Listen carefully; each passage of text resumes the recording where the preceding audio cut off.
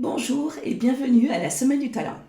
Déjà, je voulais vous remercier. La première chose, c'est pour vos inscriptions. Vous êtes plus de 12 000 inscrits aujourd'hui, ce qui est un vrai succès pour un événement comme ça sur Internet.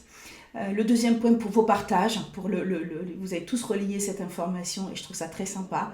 Et je vous en remercie. Vous vous posez la question, pourquoi la Semaine du Talent? Et bien en fait, tout simplement parce que j'ai découvert que j'avais passé ma vie puisque moi j'ai découvert après 45 ans que j'avais du talent, ce qui est un peu dommage. Donc on a décidé avec tous les invités de se dire que finalement on pourrait faire le partage, savoir comment on a trouvé nos clés, comment on a trouvé notre talent et ce qu'on en a fait de bon, de façon à ce que tout le monde puisse demain matin pouvoir faire la même chose, s'en inspirer et prendre conscience, parce que la grande vérité c'est que nous avons tous du talent et nous avons tous des intelligences. Voilà.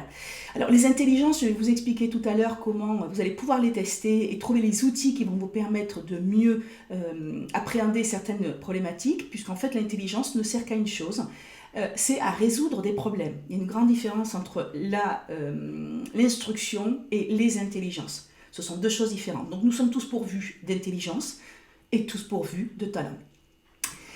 Pourquoi j'ai voulu faire cet événement? Et ben moi j'ai découvert un peu par hasard que j'avais du talent. J'ai eu la grande chance de croiser un ami qui un jour m'a dit, voilà, moi j'ai rencontré dans ma vie 2 personnes qui avaient du talent, dont toi. Là j'étais assez surprise et je me suis dit, mais non, moi j'ai pas du talent, je tripote et mascagne, je m'en sors, je fais un estentothérapie. Et là il me dit, ben, c'est ça le talent, ton talent c'est ça. C'est que tu as une façon d'appréhender les problématiques et de voir et d'avoir cette vision qui t'amène dans les affaires. Je m'en vais faire des recherches sur le talent, je passe plus de 2 ans à faire des recherches, et là je me rends compte qu'il y a des talents qui sont recensés et d'autres pas. Alors il faut déjà faire la différence entre la qualité, la compétence, le talent et le génie. Alors en effet le génie, on n'en est pas tous pourvus. Moi la première, je n'en ai pas fait partie des petits rouges d'un côté et bleus de l'autre. Le talent, on en a tous. Pourquoi? Parce qu'en fait on a ou le talent qui est inné, ce qui est chez nous, une prédisposition que l'on va stimuler, et on a le talent développé, que j'appellerais développé, puisque ça c'est ma théorie, qui en fait part d'un principe que plus on va faire les choses, plus on va se concentrer, plus on va les mettre en action, et plus on va développer cette compétence qui va devenir à un moment donné, puisqu'on va sortir de notre zone de confort, on va pouvoir exceller. Ça c'est vraiment quelque chose... Alors moi, pour ma petite histoire, vous allez vite comprendre, quand je suis enfant, donc en échec scolaire, on m'explique très simplement que ça sera ou coiffeuse ou secrétaire, donc ça résume un peu la carrière que je peux avoir. Et on m'explique aussi que je ne suis pas une intellectuelle, je suis une manuelle. Bon, avec ça, vous partez, inutile que, en termes de confiance en soi, d'estime de soi, on est à moins de 30. Et à partir de là, je me mets, puisqu'on me dit que je suis manuelle et que ça sort de la bouche de grandes entités, on va dire, de l'éducation nationale, je me mets à développer le côté manuel. Donc en fait, je ne fais que des choses manuelles, et alors bien sûr, je les fais, je les refais jusqu'à ce que j'arrive à les faire correctement et à exceller à l'intérieur. Arrivé à 22, 23 ans, on m'explique, mais non, mais t'es pas une manuelle, t'es une intellectuelle. Et là, je me dis, mais non, mais c'est pas vrai, je vais pas recommencer tout ce travail que ça m'a coûté à faire et à refaire. Et finalement, je me suis retrouvée dans une situation où là, je n'ai pas eu besoin de fournir parce que tout simplement, je me retrouvais avec quelque chose qui était inné chez moi et je prenais du plaisir. Je ne voyais pas le temps passer et je trouvais que je faisais ça plus que correctement. Tout le monde me disait « Waouh, super job », etc. Je me disais « Waouh, c'est impressionnant ».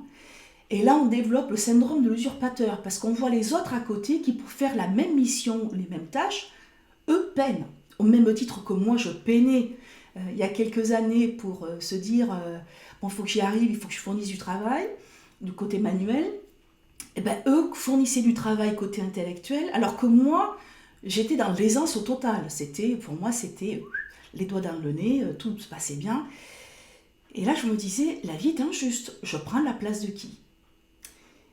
Et ça, on se rend compte aujourd'hui, avec tous les partages que nous avons sur tous nos invités tout au long de cette semaine, qu'on a tous ce problème en se disant, mais on prend la place de qui finalement? Pourquoi nous? Pourquoi nous et pas les autres? Ben, tout simplement, la réponse est là. Pourquoi nous et pas les autres? Parce que tout simplement, on peut nous aussi, à force de travail, à force de découper, tous les actions, la mémorisation et l'apprentissage, à pouvoir prendre une qualité, la faire monter en compétence, en faire devenir un talent. Alors pour ça, ce que je vais faire, c'est que je vais vous partager aujourd'hui toutes mes recherches, les partages que l'on a fait avec nos invités, les miens, pour pouvoir vous aider si vous le souhaitez, parce que si c'est quelque chose qui vous intéresse, ou parce que vous devez manager avec, ou parce que vous avez vos enfants. Moi, c'est vrai que je m'en sers beaucoup avec mes petits, de façon à pouvoir les stimuler. Parce que je trouve dommage qu'à l'école, on ne nous explique pas qu'on a tous du talent et qu'on ne stimule pas ce côté c'est très talentueux, c'est bien ce que tu fais, tu vois, tu le fais avec plaisir, tu le fais, tu vois pas le temps passer. Et ça, c'est quelque chose qui me paraît être pathétique, parce que quelque part, en tous les cas, notre génération, on était plus en mode survie, et qu'aujourd'hui, se rendre compte très tardivement pour certains, d'ailleurs la majorité, puisqu'on n'est pas loin des 80%, à se rendre compte tard que nous avons du talent, que quelque part, ça peut être assez pratique, et en termes de développement, c'est quand même autre chose que de se faire suer en se disant « Waouh, lui, il a du talent ». Alors pour ce qui est du talent développé et du talent inné, quoi qu'il en soit, ces deux talents vont s'acquérir par la même partie du cerveau qui est celle de l'acquisition, de l'apprentissage. Donc quoi qu'il en soit, vous l'avez à la base, mais le travail que vous allez fournir pour pouvoir le développer d'une façon ou d'une autre sera dans des connexions neuronales que vous allez refabriquer et recréer et refaire des chemins pour pouvoir aller plus vite. Aujourd'hui, il y a des talents qui sont recensés, mais pour moi, ça n'a pas trop de valeur. Parce que vous dire qu'aujourd'hui, vous avez le talent de la communication, ok, très bien, je travaille dans une usine, j'en fais quoi? C'est très bien, pas grand-chose. Si ce n'est communiquer avec les autres, générer de l'empathie. Ce qui est intéressant aujourd'hui de savoir, c'est qu'on a du talent pour faire plein de choses. Par exemple, moi, j'ai du talent pour, pas du tout dans la créativité, mais dans l'empathie, la relation avec les gens. Ce qui me permet de mieux scanner les personnes avec qui je suis, de mieux sentir leur souffrance ou éventuellement leurs problématiques et tout ce qui peut aller derrière. Ce qui me permet d'avoir des outils pour pouvoir amorcer plus rapidement et plus facilement des relations et de la communication. Alors vous me direz, mais tu t'en sers pourquoi finalement? Je m'en sers parce que tout simplement, quand moi je faisais du commerce ou quand j'en fais toujours, ça me permet d'aller faire enlever et faire sauter des barrières qui sont aujourd'hui des codes sociaux, des choses comme ça, sur lesquelles je vais aller plus vite que d'autres personnes. Voilà, donc vous dire qu'aujourd'hui vous avez un talent bien précis, bien étiqueté, ça n'a pas de sens, ça n'a aucun sens. La seule chose, c'est vous rappeler, déjà, ça c'est la première chose, c'est le premier outil, quand vous étiez enfant, entre 6 et 10 ans, à quoi vous aimiez jouer.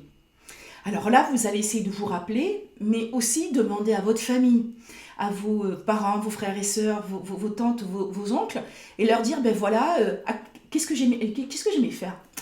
Tu aimais jouer à la cabane, faire jouer à la coiffeuse, faire des fleurs, voilà. Ça, c'est une première piste. Quand vous arrivez à récupérer ce premier tronçon, parce que le talent, on l'a là. Ensuite viennent les couches, l'éducation nationale, l'éducation parentale, l'éducation religieuse quelquefois. Et on peut retrouver aussi la couche, j'appelle ça l'éducation professionnelle. C'est le premier patron qui vous explique que c'est comme ça que ça fonctionne et qui exacerbe en fait toute la partie créativité et vision qu'on pourrait avoir. Et là, il vient casser ce qui pourrait être notre talent, en se disant, demain matin, tu as une valeur ajoutée. Donc, moi, je fais partie de ces gens-là où, quand j'ai commencé mon premier taf, on m'a dit, non, je t'explique, ça fait juste 20 ans que ça fonctionne comme ça, c'est pas toi qui vas révolutionner le monde. D'accord, ok, ça va bien se passer. Vous êtes nombreux à avoir entendu ce type de phrase. Et ça vient fermer. Ça veut dire que vous êtes, l'équivalent serait, vous êtes dans une prairie, dans une petite cabane type la petite maison dans la prairie, si ce n'est que vous êtes à l'intérieur de la cabane et tous vos volets sont fermés, vous êtes dans le noir, alors qu'à l'extérieur, il y a des fleurs, il y a le soleil, il y a l'eau qui coule de la rivière, et que quelque part, vous vous êtes enfermé parce qu'on vous a dit à un moment donné, il faut fermer les portes et rester dans le noir. Donc il faut savoir que nous avons 60 000 pensées par jour, et 95% sont les mêmes qu'hier. Malheureusement, 80% sont négatives. Donc si on raisonne un peu, hier j'ai fabriqué la journée d'aujourd'hui et aujourd'hui je fabrique ma journée de demain. Pour pouvoir sortir de ce cercle vicieux qui pourrait être négatif ou à l'intérieur on pourrait se dire t'es pas bon, tu sais pas faire ci, etc. Tu n'as pas droit à cette évolution, tu n'as pas droit à une meilleure vie, etc. La seule chose pour pouvoir on va dire, désenrayer ce processus serait de sortir de sa zone de confort. Sa zone de confort, c'est quoi? C'est ce que je fais tous les jours, sur lequel je maîtrise et je n'ai pas de difficulté à faire et je ne suis pas en stress. Sortir de sa zone de confort, c'est se mettre un peu en danger, puisqu'en fait, on a la zone de confort, la zone d'inconfort et la zone de danger. Donc là, on a les petits paliers qui passent.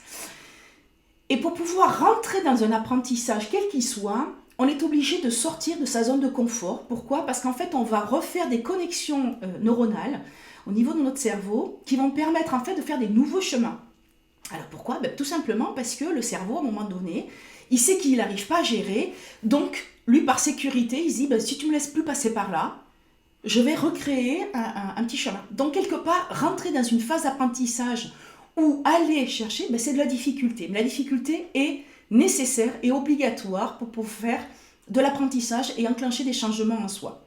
Donc aujourd'hui, si vous vous dites, moi j'ai du talent et je veux le chercher, je vous le dis de suite, vous allez vous retrouver confronté avec des difficultés, à vous mettre en danger. Alors vous mettre en danger, ça ne veut pas dire vous jeter du 18e étage, ça veut dire faire des choses dont vous n'avez pas l'habitude de faire. C'est surtout ça, la zone de confort, c'est je vais faire des choses nouvelles.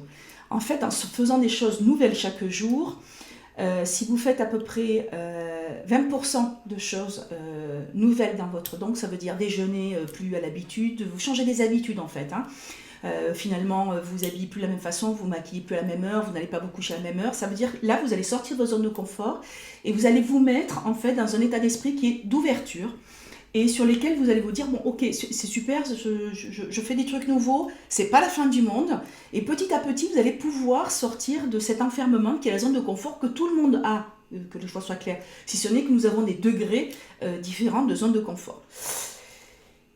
Grosso modo, ce que je peux vous dire aujourd'hui, c'est que développer son talent, c'est prendre une connaissance et la transformer en savoir-faire. Ça veut dire que vous allez apprendre quelque chose, vous allez le faire, le refaire, le re-refaire, de façon à pouvoir derrière arriver à une compétence. Et si vous poussez la compétence, ça va devenir du talent. C'est ça le plus important, d'accord? Comment détecter son talent et comment le libérer? Voilà, avec des petites clés qui vont bien. Donc comme je vous le disais en introduction, la première chose c'est se rappeler entre l'âge de 6 et 10 ans ce qu'on faisait, ce qu'on aimait faire. Ça c'est la première chose. Deuxièmement, si vous avez du mal à faire ça, c'est vous allonger sur votre lit en fait, ou sur un canapé, et les yeux ouverts, laissez gambader votre imaginaire. Voilà, vous le laissez, il part, il revient, il repart, voilà. Et à essayer de rêver à une vie, et vous allez vous apercevoir que vous avez toujours cette petite partie qui va revenir, ce côté que vous aimez faire, puisqu'en fait l'esprit est libéré quelque part de tous nos codes sociaux, l'éducation, etc. Et lui, en fait, il a l'opportunité à ce moment-là de partir et de se promener, et d'imaginer ce qu'il pourrait faire. Et là, si vous avez, donc l'outil, il est simple, c'est que dès que vous avez terminé, vous notez à quoi vous avez rêvé, même si ça n'a pas de sens les premières fois. Et au bout de quelques jours, quelques semaines même, vous allez voir et relire en fait tout ce que vous avez, les choses à lesquelles vous avez rêvé, vous allez vous apercevoir qu'il y a toujours un tronc commun. Ça veut dire que, par exemple, pour certains, c'est le côté créateur d'entreprise, pour d'autres, c'est une passion qui fait que c'est son talent. voilà, parce qu'ils ne voient pas le temps passer. Ça, c'est important. C'est un des petits outils qu'il faut mettre en place. Tout ce que je vais vous donner, c'est parce que chacun a un format d'intégration et de compétences qui sont totalement différents. Donc l'idée, c'est vraiment de prendre tout ce que je peux vous donner, ce qui vous parle, et à partir de là, vous triez. Ça me parle pas, ben, on fait pas. Le troisième point, il y a quelque chose de fondamental, c'est qu'on nous a appris, étant enfant par notre éducation, à regarder la vie d'une certaine façon, qui n'est pas spécialement la nôtre. Voilà. Moi, j'ai eu la chance de rater l'école, ce qui m'a quand même apporté beaucoup de choses derrière en termes de vision et d'analyse. Mais tout simplement, on nous a expliqué comment il fallait se tenir, comment il faut travailler, comment il faut. Moi, ce que je vais vous demander, c'est un exercice extrêmement difficile, c'est de vous dire, ok, on dit, mais moi, je veux me faire l'avocat du diable sur cette situation-là. Moi, exactement, qu'est-ce que je vois et qu'est-ce que j'analyse sur ce type de situation. Et là, vous allez vous rendre compte que finalement, ce qu'on vous a demandé pendant des années de voir et d'analyser, ben vous allez avoir un regard totalement différent. Ça, c'est un outil qui vous permet quelque part, après l'avoir utilisé, de pouvoir vous ouvrir à l'évidence. Alors quand je dis l'évidence, moi c'est un des talents que j'ai développé. L'évidence c'est, voilà, on a du gruyère, il y a des trous, et moi je suis toujours en train de demander pourquoi il y a des trous et pourquoi on achète un fromage où il y a des trous, il n'y a rien. On ne mange pas, c'est à moins que ce soit ludique pour les enfants pour manger du fromage, mais je ne vois pas d'autre intérêt. Mais la vie c'est un peu ça. Une situation, c'est un bloc de fromage, il y a des trous à l'intérieur. Comment on va aller boucher ces trous et avec quoi? Et avec une valeur ajoutée. Alors ça, c'est dans le business, c'est dans nous, c'est dans notre développement, c'est dans tout ce qu'on peut imaginer. Donc ça, c'est l'exercice que je vous propose de faire et surtout de le faire avec rationalisation et beaucoup de recul. Ça, c'est vraiment...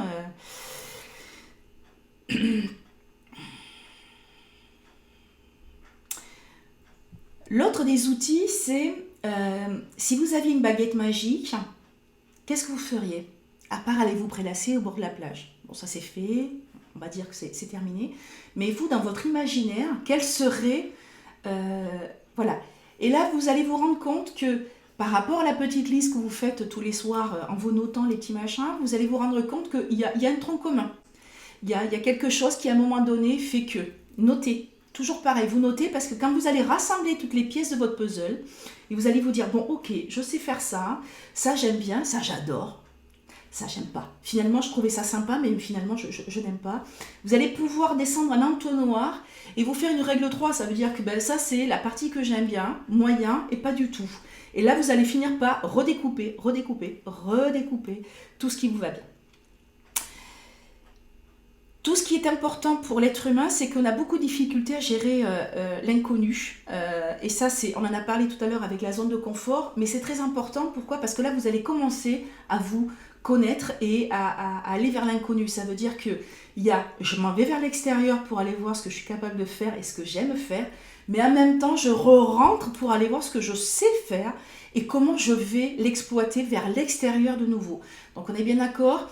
Je m'ouvre, je rentre pour savoir ce que je sais faire et je ressors. Ça, c'est la mécanique de base. Difficile et douloureuse par moment. Ça, je préfère prévenir là-dessus. Au même titre que nous avons appris à marcher, il faut faire cette compétence tous les jours. Tous les jours, même 5 minutes, on fait. Ça veut dire que là-dessus, quand on a appris à marcher, on est tombé, ça c'est la première chose, on a acquis l'équilibre, la marche, les pieds, le positionnement. Tout ça, c'est tellement loin chez nous qu'on ne se rend pas compte. Mais si on arrive à découper en fait tous les actes, toutes les actions qu'il y a dans l'acte d'apprendre à marcher, et en fait, on se retrouve un petit peu dans la même dynamique. Dans le même processus, ça veut dire que vous allez pouvoir faire, refaire, et on va revenir tout à l'heure sur la technicité de découpage des actions. L'intérêt, une fois que vous avez appris vous essayez d'apprendre à acquérir cette compétence, l'intérêt c'est de trouver votre format pédagogique, puisqu'en fait on a aujourd'hui de recenser pratiquement 9 formes d'intelligence. Alors on retrouve à l'intérieur la logico-mathématique, la littéraire, la naturaliste, la musicale, bref. Là en bas je vais vous noter un lien pour aller tester vos formes d'intelligence les plus développées, puisqu'en fait, très clairement, à la naissance, on est pourvu de ces intelligences, mais on en a développé que les 3 plus grosses. Alors pourquoi? D'une part parce qu'à l'éducation nationale, on ne fait que la logico-mathématique et la littéraire. C'est pour ça que nous avons aujourd'hui des enfants en échec scolaire, aujourd'hui et il y a quelques années.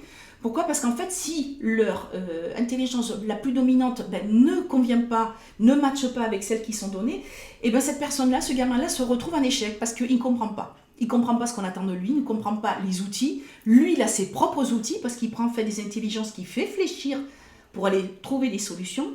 Mais lui, il n'arrive pas.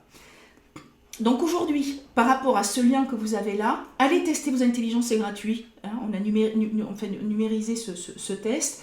Et derrière, on vous donne des outils pour pouvoir stimuler les autres intelligences. D'accord? Donc n'hésitez pas, partagez. Voilà, on a des outils aujourd'hui qui sont... et tout est fait de la bienveillance. Et vous allez voir qu'à un moment donné, vos enfants vont apprendre plus vite.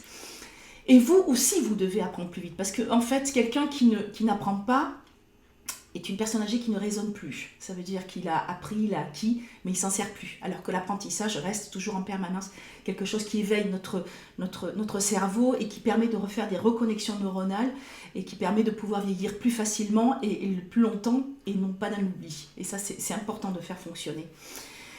Vous avez aujourd'hui des méthodes comme les Montessori aussi, parce que moi, ma théorie, c'est qu'on est tous des adultes, mais à l'intérieur, on reste toujours des enfants. Et le petit enfant à l'intérieur, il est là. Et si demain matin on lui apporte une solution pour apprendre plus vite et dans un côté plus ludique, mais walou quoi. Moi j'ai passé les 10 dernières années de ma vie à chercher des outils pour apprendre plus vite et que ce soit sympa. Donc aujourd'hui tout ça on vous le partage, que ce soit dans le centre de formation, que ce soit sur des webinaires que l'on fait ou même toujours en général gratuitement, de façon à ce que ça puisse faire du partage et que vous évitiez de passer toute une vie comme moi ou comme d'autres à chercher des outils et à les trouver un peu tard, hein, c'est ce qui est un peu dommage, mais dans l'absolu que ce soit bénéfique, c'est surtout l'intérieur, du moins l'intérêt. La question qu'il faut se poser, c'est si elle peut, pourquoi pas moi? Ça c'est l'avocat du diable, et c'est ce que je vous expliquais tout à l'heure dans la vision de ne regardez plus les yeux avec les yeux qu'on vous a appris, mais avec les yeux les vôtres. Si elle peut, pourquoi pas moi? C'est la règle de base. Si elle peut, pourquoi pas moi? Alors peut-être que je mettrai par rapport à quelqu'un d'autre 3 heures, 10 heures ou 150 heures de plus, mais j'y arriverai. Parce que de toute façon, je vais faire, refaire et refaire. Donc dans l'absolu, pourquoi? Ben non, il n'y a pas de raison. Et il n'y a pas d'étiquetage qui nous permet de dire toi tu peux ou tu ne peux pas. On est bien d'accord. Il y a aujourd'hui des autistes qui ont des facultés faramineuses. Ben pourquoi? Parce qu'à un moment donné, eux sont coupés du monde, de tout un petit peu, toutes ces choses qui viennent polluer notre cerveau en disant ça se fait pas, ça tu peux le faire, ça tu le fais pas. En fait, ce côté un peu restreint de voies, de chemin de fer, eux arrivent à déployer totalement. Alors c'est pas parce qu'ils sont plus fournis que d'autres, c'est que eux ne sont pas altérés ou pollués par des codes sociaux ou des codes que l'on a pu leur en créer il y a quelques années, qui s'appellent tout simplement aujourd'hui des croyances limitantes. Quand on fait une acquisition de compétences, il ne faut pas regarder le temps que l'on affecte, ni les minutes, ni les heures. Regardez le nombre de fois que vous essayez. C'est ça qui est important. Votre cerveau a besoin de nombre de fois. En fait, il existe une règle, une théorie qui a été faite par je ne sais plus quel docteur, qui dit qu'en fait, quand on fait une erreur, dans les 25 secondes, 2 options s'ouvrent à nous. La première, je la renie. Je n'ai pas fait d'erreur. La deuxième, je l'assume. Alors, je l'assume comment? Je me dis, je viens de faire une erreur, qu'est-ce que j'en fais? À ce moment-là, il faut savoir que refaire derrière permet de générer la confiance en soi, de l'estime de soi, mais vous allez aussi chercher du courage, et on en reviendra tout à l'heure à cette grande faculté qui est le courage et ce côté important dans le développement. Et c'est surtout qu'il ne faut pas se dire « merde, j'y suis pas arrivé, je suis un mauvais, etc. » Pourquoi? Parce qu'en fait, là, vous allez commencer à polluer votre cerveau de choses négatives et on revient aux 80% de négatifs que l'on génère tous les jours, hein, et ça c'est pour tout le monde, qui font que je ne sais pas faire, je ne vais pas y arriver, etc. Donc ça, il faut vraiment à ce moment-là, quelle que soit l'erreur que vous fassiez dans votre vie, c'est dire « ok, j'ai fait une erreur, quelle est la leçon que je dois tirer de ça ?» Parce que les erreurs, c'est ce qui nous apprend à grandir et c'est ce qui nous apprend à devenir meilleur et à monter en compétence. Parce que si on ne faisait pas d'erreurs, on ne serait pas dans du talent, on ne serait pas dans l'excellence. C'est impossible. Ça veut dire que c'est en faisant en se trompant qu'on apprend les mauvais chemins et qu'on reconstruit par-dessus. Ne perdez pas de temps, surtout, à essayer d'enlever des mauvaises habitudes. On s'en fout. Mais quand je dis qu'on s'en fout, mais alors royalement, l'important c'est de réécraser avec des bonnes habitudes. Vous avez une mauvaise habitude, vous prenez, vous la réécrasez dans votre reconnexion cérébrale. En fait, pourquoi? Parce qu'à un moment donné, qu'à force de faire ces exercices, vous allez même pouvoir visualiser dans votre cerveau où vous stockez les choses, les chemins que vous faites. Parce que quand vous allez développer la visualisation, quelque chose de très important pour nous, ça veut dire nos rêves, notre vision des choses, et comment on va devenir et comment on va faire les choses. Parce qu'en fait, si on découpe bien, quand on dit demain matin, je vais me lever, je vais faire ma journée, si on découpe seconde par seconde, on visualise notre lever, notre prise de café, le petit déjeuner, la toilette, etc. On visualise. Donc, votre cerveau, la particularité qu'il a, c'est que lui, il ne fait pas la différence entre les souvenirs et l'imaginaire que vous lui avez donné. Ce qui veut dire, et c'est un outil fantastique quand on connaît comment on fonctionne, c'est que si vous visualisez à plusieurs reprises des actions positives, des bonnes habitudes, des actions pour acquérir une compétence, une fois, 2 fois, 3 fois, 4 fois, 25 fois s'il le faut, même 100 fois, à un moment donné, votre cerveau, quand vous allez aller chercher cette data, parce que vous en avez besoin pour faire cette action-là, lui, il va juste chercher la plus fraîche. Et la plus fraîche, c'est celle que vous venez de lui incrémenter jour après jour. Et lui, ne se pose pas la question s'il se dit « Maintenant, ça c'est vrai, ça c'est pas vrai, tu as sûrement été... Non, lui, il va chercher cette data et il vous la restitue. Donc, en termes de gestuelle, si vous avez appris à faire... Je vais prendre l'exemple un peu de la marche dont on parlait tout à l'heure. Un enfant qui apprend à marcher, etc. Et bien en fait, si vous découpez seconde par seconde, on lève le pied, on pose le pied, on aligne son équilibre, on respire, on continue, on lève l'autre pied. Il y a tout ce découpage, mais seconde par seconde. Quand vous apprenez une compétence, quand vous développez votre talent, vous êtes dans le même schéma d'apprentissage au niveau de votre cerveau. Ça veut dire qu'au début, l'idée, si par exemple je veux demain matin devenir golfeuse, je vais regarder un très grand, notre ami Tiger, je vais regarder 1 fois, 2 fois, 3 fois, 4 fois, 10 fois, et je vais découper son mouvement sur la lancée. Le découper, voir la posture qu'il a, comment il se concentre, quel est son regard, tout. Ça veut dire qu'il faut regarder dans ces cas-là, il faut le vivre avec son âme et avoir un état de concentration où on se dit « je suis dans le corps de ce type-là ». Une fois que vous avez fait ça, vous allez faire vous-même cet exercice. Cet exercice, en fait, quand vous allez le faire, vous allez les premiers temps l'exagérer.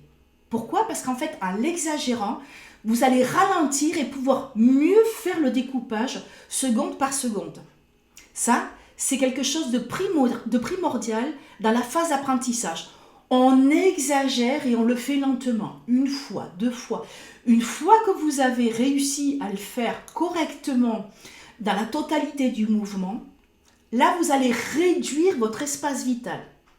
Ça veut dire que là, vous allez le faire plus serré, de plus en plus serré. Pourquoi? Parce que là, on va acquérir la rapidité. D'accord? Donc, je reprends, on se concentre, on fait vraiment, on devient la personne qui est là, mais avec son corps, avec son âme, sa position, son mental, tout ce qui va avec. Ensuite, on fait le mouvement en grand, lentement et avec beaucoup de largesse. Une fois qu'on a acquis cette technicité, parce qu'en fait c'est comme ça qu'on acquérit la technicité, vous passez à la rapidité.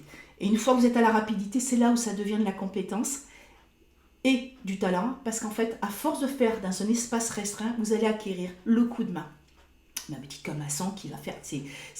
Et ça, vous pouvez le faire demain matin, vous entraînant. Vous avez plein de tutos aujourd'hui sur YouTube, alors là, pour faire de la pâte fimo, du maquillage et du machin, etc. Si vous regardez 1 fois, 2 fois, 3 fois, 4 fois. Pourquoi? Parce qu'en fait, quand on regarde là et on fait la répétition, il y a une théorie, donc je vous disais, du fameux Toubi qui a fait... on est dans de l'hypnose. En fait, on répète des choses 3 fois, 4 fois. Et une fois qu'on a fait 3 fois la même chose, la connexion neuronale se fait.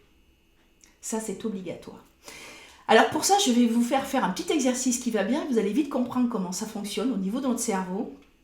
C'est très simple, vous allez tous vous mettre là debout, hein, devant votre petite caméra ou de votre petite PC. Et vous allez croiser vos bras de cette façon-là, comme on l'a fait depuis plusieurs années. Hein, pour certains, c'est 40, 50 ans. Très bien. Vous réouvrez une fois. Alors, je vais essayer de me caler à la vidéo. Vous réouvrez et vous allez faire le sens inverse. Voyez, comme ceci. Une fois, vous réouvrez, vous refermez normalement, vous réouvrez, vous refermez à l'envers une deuxième fois, vous réouvrez, vous refermez normalement et on referme anormalement. Alors quand je dis anormalement, c'est quoi? C'est que là, aujourd'hui, 95% des personnes, des auditeurs qui sont en train de regarder, ont refermé normalement. Là, quelque chose que vous avez fait toute votre vie d'une certaine façon, où vous ne vous êtes pas posé la question de savoir si on pouvait faire ça autrement. Donc je reviens, la vision qu'on nous a donnée, hein, donc on refait à l'envers. Et bien là, tout simplement, en le faisant 3 fois dans l'acte, votre cerveau a refait une reconnexion. Et moi maintenant, si je veux faire ça, je suis à l'envers. Pourquoi? Parce que comme je le fais habituellement d'une façon ou d'une autre, je n'ai pas de problématique puisque les deux schémas. Et ça ne veut pas dire qu'on enlève un pour en mettre l'autre, c'est juste qu'il y a tellement d'espace et tellement de connexions à faire que le cerveau, lui, on lui demande de faire, il fait. Il n'est pas très compliqué, hein. Lui, il est là pour stocker. Hein. Ce n'est pas lui qui dirige notre vie et notre devenir. Lui, il est là pour stocker des infos et les ressortir à un moment donné sur notre devenir de demain. J'espère que l'exercice vous a plu parce que j'adore le faire, celui-ci. Il y a quelque chose dont je voulais vous parler, qui est... Est-ce qu'aujourd'hui vous parlez du talent et comment on va le chercher dans les mécaniques cérébrales, c'est une chose. Vous avez bien compris, pour moi, il n'y a pas de talent étiqueté. Vous devez sortir le vôtre et le mettre à bon escient et l'employer comme vous pensez, vous, être le mieux. Il y a quelque chose dont vous avez besoin pour faire ça, c'est ce qu'on appelle le courage. Et ça, c'est le plus compliqué. Le plus compliqué, c'est quoi? C'est se mettre en difficulté et se mettre en souffrance pour aller avoir quelque chose. Alors moi, j'ai mon petit garçon, quand il avait 5 ans, je lui disais toujours, quand il me disait « Maman, je ne peux plus marcher, j'ai mal aux jambes ». Et là, je le regardais, je lui disais « Bon, alors tu vas aller à l'intérieur de toi, avec tes 2 petits doigts boudinés, tu vas aller chercher le courage. Une fois que tu l'as, tu comptes 1, 2, 3. Et quoi qu'il arrive, tu lâches pas et tu avances. On est OK? Allez, 1, 2, 3, on y va. » Ça a été ma façon pédagogique d'expliquer à mon fils comment à un moment donné, quand on n'a vraiment plus envie, quand on a l'impression d'être au bout de sa vie, de se dire il faut y aller quand même. La particularité du courage, c'est ce qui va vous permettre de ne pas lâcher un chemin sur votre développement, mais c'est surtout sur votre devenir.